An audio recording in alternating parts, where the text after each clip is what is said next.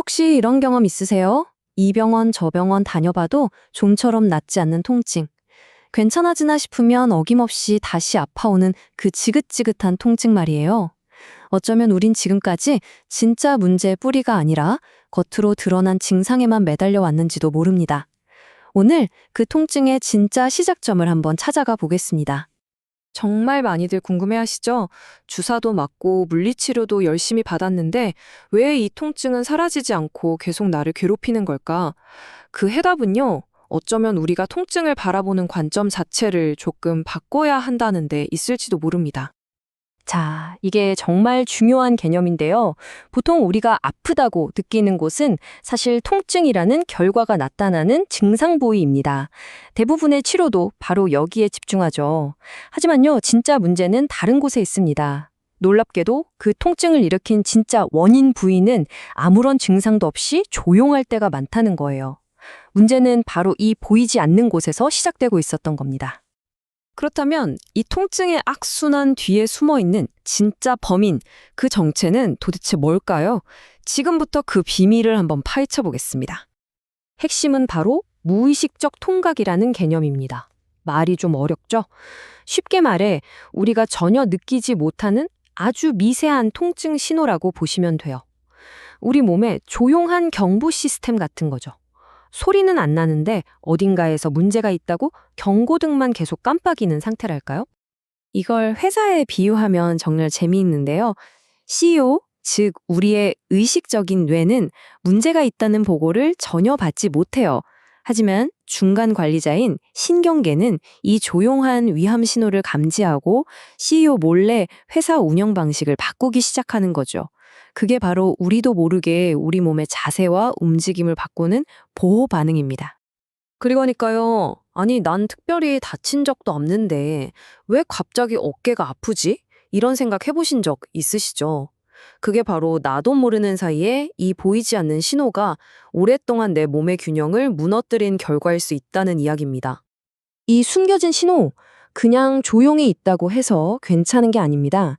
이 신호가 바로 우리가 느끼는 그 끔찍한 통증으로 이어지는 거대한 연쇄 반응, 그 첫 번째 도미노를 쓰러뜨리는 거죠. 자, 이 연쇄 반응은 이렇게 일어납니다. 먼저 몸 어딘가에서 조용한 위험 신호가 계속 발생해요. 그러면 우리 몸은 그곳을 보호하려고 자기도 모르게 주변 근육을 살짝 긴장시키죠. 이 미세한 긴장이 계속되면 나도 모르게 자세나 걸음걸이가 미묘하게 틀어집니다. 그리고 그 틀어진 자세는요, 전혀 상관없어 보이는 다른 부위에 엄청난 부담을 주게 돼요. 결국 그 부담이 쌓이고 쌓여서 조직이 손상되고 염증이 생기면서 우리가 아프다고 느끼면 통증이 되는 겁니다. 가장 흔한 예가 바로 어깨 통증이에요. 어깨가 아파서 치료를 받아도 자꾸 재발하는 분들, 혹시 문제의 시작이 어깨가 아니라 목일 수 있다는 생각 해보셨나요? 목에서 보내는 조용한 신호 때문에 나도 모르게 어깨를 움츠리는 자세가 습관이 되고 그게 결국 어깨 관절에 무리를 줘서 통증을 일으키는 거죠. 자, 우리 한번 이런 상상을 해볼까요? 주먹을 꽉 쥐지 말고요. 아주 살짝 한 10% 정도의 힘만 줘서 하루 종일 쥐고 있는 거예요. 어떠세요? 처음 한두 시간은 아무렇지도 않겠죠. 근데 그게 하루, 일주일, 한 달이 되면요? 손이 뻐근하고 아파오기 시작할 겁니다. 바로 이겁니다. 우리 몸이 보내는 그 조용한 신호가 우리도 모르게 근육을 바로 그 10%의 힘으로 계속 긴장시키고 있었던 거예요. 그러니 닳고 고장 날 수밖에요. 자, 그럼 이 악순환의 고리 도대체 어떻게 끊어야 할까요? 여기서 바로 기능적 균형 치료, 우리가 FBT라고 부르는 새로운 접근법이 등장합니다. FBT는 이 통증의 연쇄 반응, 그 가장 첫 번째 고리를 찾아 끊어내는 치료법입니다. 기존 치료가 어깨가 아프네? 그럼 어깨를 치료하자. 이렇게 손상된 구조에 집중했다면 FBT는 완전히 다른 질문을 던집니다. 잠깐만, 근데 이 어깨는 왜 아파졌을까? 하고요. 즉, 아픈 결과가 아니라 아프게 된 과정과 진짜 원인을 파고드는 거죠.